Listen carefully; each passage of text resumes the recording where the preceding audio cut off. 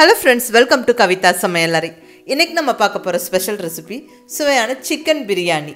தீபாவளிக்கு ஸ்பெஷல் பலகாரங்கள் மட்டும் இல்லைங்க. கண்டிப்பா பிரியாணியும் தான். ஃபேமிலி அண்ட் ஃப்ரெண்ட்ஸ் கெட் டுகெதருக்கு செலிப்ரேஷனுக்கு பிரியாணி இல்லாம எப்படிங்க? இங்க நல்ல 1 கிலோ சிக்கன் பிரியாணி எப்படி பண்றதுன்னு பார்க்கலாங்க. 8 ல இருந்து 10 பேர் வரைக்கும் சாப்பிடலாம்.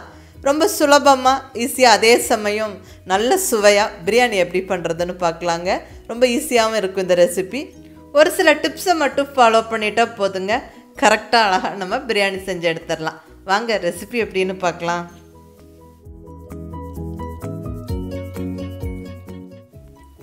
இங்கே 1 கிலோ சிக்கன் எடுத்துருக்கேங்க. கொஞ்சம் பெரிய பெரிய பீசஸாக கட் பண்ணி வாங்கிக்கணும். எப்பவும் சிக்கன் பிரியாணி கட்டுனா கொஞ்சம் பெரிய பெரிய பீசஸாக தான் கட் பண்ணி தருவாங்க. அதில் சமைக்கும் போது தான் நல்லாயிருக்கும். அதே மாதிரி நம்ம எடுத்து பரிமாறும் போது அந்த சிக்கன் பீசஸோடு கரெக்டாக எடுத்து பரிமாற முடியும். ஸோ கொஞ்சம் பெரிய பெரிய பீசஸாக கட் பண்ணி வாங்கிக்கோங்க. சிக்கனில் மசாலா பொடியெல்லாம் சேர்த்து மேரினேட் பண்ணிடலாங்க. இங்கே 1/2 ஸ்பூன் அளவுக்கு மஞ்சள் பொடி சேர்த்துக்கிறேன். கூடவே 1 டேபிள் ஸ்பூன் அளவுக்கு கரம் மசாலா, 1 டேபிள் ஸ்பூன் நல்ல காரமான மிளகாய் பொடி, இது கூட ஒரு சின்ன கப் அளவுக்கு தயிர், நல்ல ஒரு 50 கிராம் தயிர். கண்டிப்பாக அதிகம் புளிக்காத தயிர் சேர்த்துக்கங்க.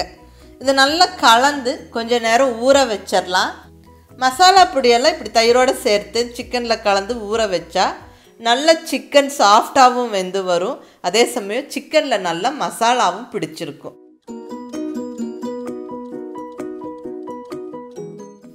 இங்கே 1 கிலோ சீரக சம்பா ரைஸ் எடுத்துருக்கேங்க. சீரக சம்பா ரைஸுக்கு நார்மலாகவே நல்ல ஒரு வாசனை இருக்கும். அதுவும் இந்த பிரியாணி மசாலாலாம் சேர்த்து வேக வைக்கும்போது அது நல்லாவே ஃப்ளேவர்ஃபுல்லாக ரொம்ப நல்லாயிருக்கும்.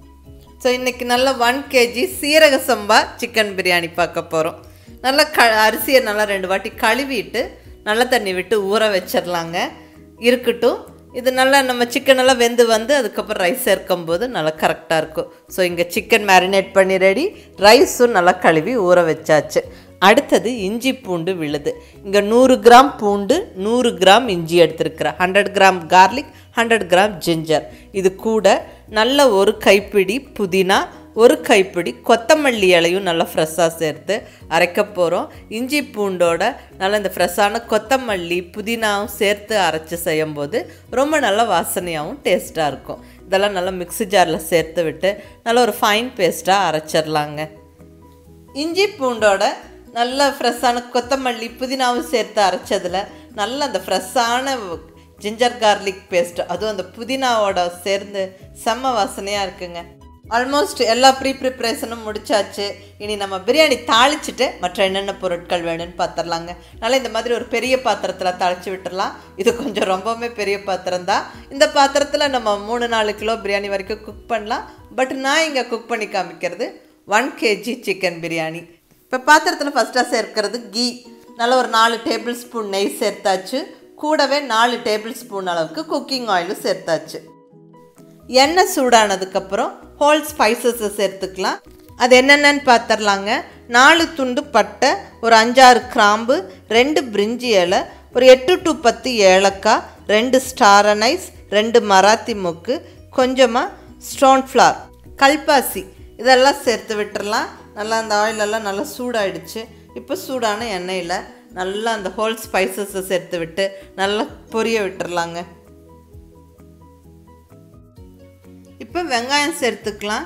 நல்லா சன்னமாக நீல வாக்கில் கட் பண்ணுன்னு பெரிய வெங்காயம் 5 பெரிய வெங்காயம் நல்லா ஃபைனாக கட் பண்ணி சேர்த்துக்கிறேன். இந்த வெங்காயம் நல்லா கொஞ்சம் பொறுமையாக வதக்கி விடணும். நல்ல கலர் மாதிரி வர்ற வரைக்கும் வதக்கி விடணும்.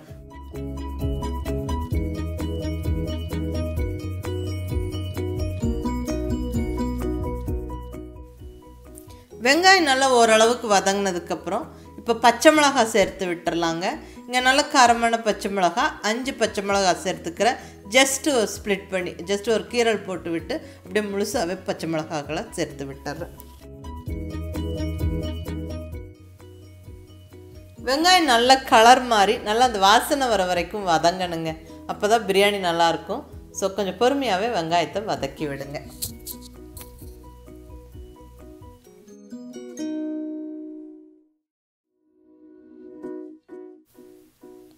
பாருங்கள் வெங்காயம் நல்லா ஓரளவுக்கு வதங்கிருச்சு. இப்போ நம்ம மிளகாய் பொடி சேர்த்துக்கலாம். இப்படி ஆயிலில் மிளகாய் பொடி மசாலா பொடியெல்லாம் சேர்த்தா நல்லா அது வாசனையாகவும் இருக்கும், பிரியாணிக்கு நல்ல கலரும் கொடுக்கும். இங்கே 1 டேபிள் ஸ்பூன் மிளகாய் பொடி, 1 டேபிள் ஸ்பூன் கரம் மசாலா பொடி சேர்த்துருக்குறேன். நம்ம ஏற்கனவே சிக்கன்லேயும் மசாலா பொடி மிளகாய் பொடி கலந்து வச்சுருக்குறோம். ஸோ அதை ஞாபகம் வச்சுக்கோங்க.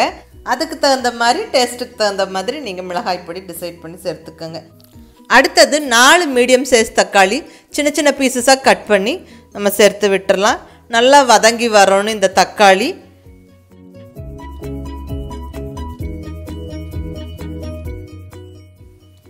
தக்காளி நல்லா வதங்கி சாஃப்ட் ஆகிடுச்சு, எண்ணெய் பிரிஞ்சு வந்துருச்சு.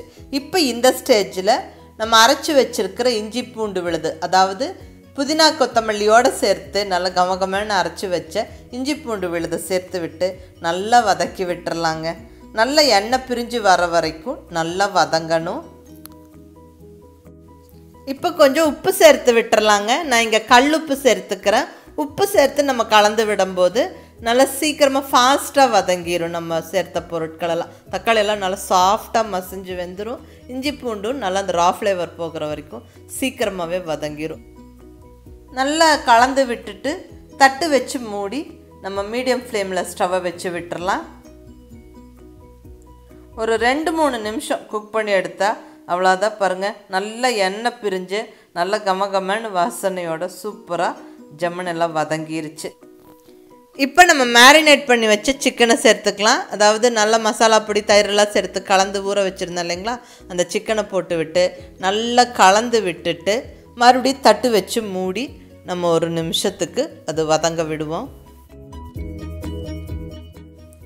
நல்லா இந்த மசாலாலாம் பிடிச்சி நல்லா அந்த சிக்கன் வதங்கினதுக்கப்புறமா இப்போ 1 டம்ளர் அளவுக்கு தண்ணி சேர்த்துக்கிறேன். நல்லா தண்ணி சேர்த்து நல்லா கலந்து விட்டுட்டு தட்டை வச்சு மூடி நல்லா ஒரு 10 to 12 நிமிஷம் வேக விடுவோம். இப்போ ஒரு 12 நிமிஷம் கழித்து நான் தட்டு ஓப்பன் பண்ணி பார்க்குறேன். பாருங்கள், சிக்கன் நல்லா வெந்திருக்கு, நல்லா கமகமன்னு வாசனையாக இருக்குது. சிக்கனில் நல்லா தண்ணி விட்டு வெந்திருக்குது. இந்த அளவுக்கு தண்ணி இருக்குது. அதாவது கிட்டத்தட்ட ஒரு 3 டம்ளர் தண்ணி போல் சிக்கனில் இருக்குது. அதை கணக்கில் எடுத்துக்கிட்டு நம்ம தண்ணி அளந்துக்கணும். இங்கே 1 கிலோ ரைஸு, அதாவது இந்த டம்ளரில் 5 டம்ளர் ரைஸு, சீரக சம்பா ரைஸு. சீரக சம்பா 1 டம்ளருக்கு 2 டம்ளர் தண்ணி சேர்க்கணும். 1 டம்ளர் சீரக சம்பா ரைஸுக்கு 2 டம்ளர் தண்ணி சேர்க்கணும். அப்போ தான் அது பர்ஃபெக்டாக வெந்து வரும். சிக்கனில் இருக்கிற தண்ணி கணக்கு போக, அதாவது 3 டம்ளர் சிக்கன் வெந்து தண்ணி இருக்குது. இப்போ நான் இங்கே 7 டம்ளர் தண்ணி அளந்து எடுத்துக்கிறேன். இது நம்ம சிக்கன் வெந்துக்கிட்டு இருக்கும்போதே தண்ணி அளந்து எடுத்து நம்ம ஒரு பக்கம் சைமல்டேனியஸாக கொதிக்கிறதுக்கு வச்சுட்டு அதுக்கப்புறம் அங்கே சிக்கனும் வெந்து ரெடியானதுக்கப்புறம் நம்ம சூடான தண்ணி சேர்த்து ரைஸை உடனே சேர்த்துக்கலாம். நம்மளுக்கு ஈஸி அண்ட் குயிக்காக வேலையாகும். இங்கே நல்ல சூடான தண்ணி 7 டம்ளர் சேர்த்து விட்டுறேன். நல்லா கலந்து விட்டுறலாம். இப்போ இதில் ஒரு அரை எலுமிச்சம்பழத்தோட சாறு சேர்த்துக்கிறேன்.